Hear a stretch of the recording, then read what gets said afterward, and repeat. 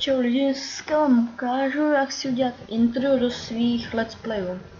Takže půjdeme na svůj libovolný prohlížeč. Já mám Mozilla Firefox. Tam si zadáme Google.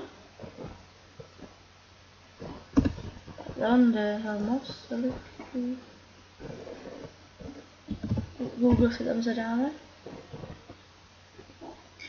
Tady si obyčejně vyberete nějaký obrázek, který byste chtěli, napíšeme tam wallpaper. Vidíte, znáte všichni. A dáte HD, nebo to je jedno, co chcete. A různě si tady vyberete nějaký obrázek, prostě, který se vám líbí, a nebo se můžete sami udělat. Což to je úplně jedno. Takže jen tak. Já si vyberu i ten. To je divný. Tady ten vybereme.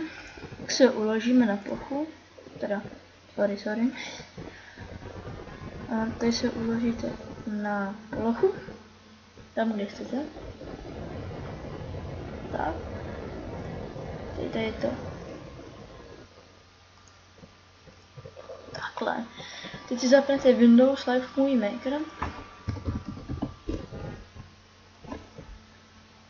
A tady dáte jednoduše, že chcete přidat fotografii nebo video. A vyberete ten svůj obrázek. Teď tady jak ukazujete šipka, tak tady dáte tady to.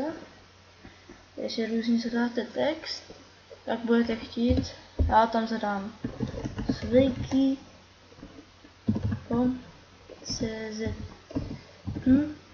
tutoriály. Tak, teď to můžete různě to písmo upravit. Chcete, jestli chcete větší, jak si to chcete naklonit, a různý písmo si vyberete. Plán, jakou chcete barvu, můžete různě. Dáme fialovou, a to nejde vidět. Dáme červenou barvu, takhle.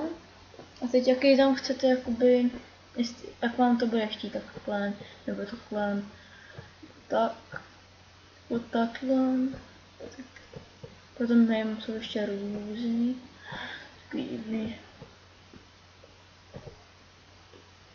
Nebo takhle.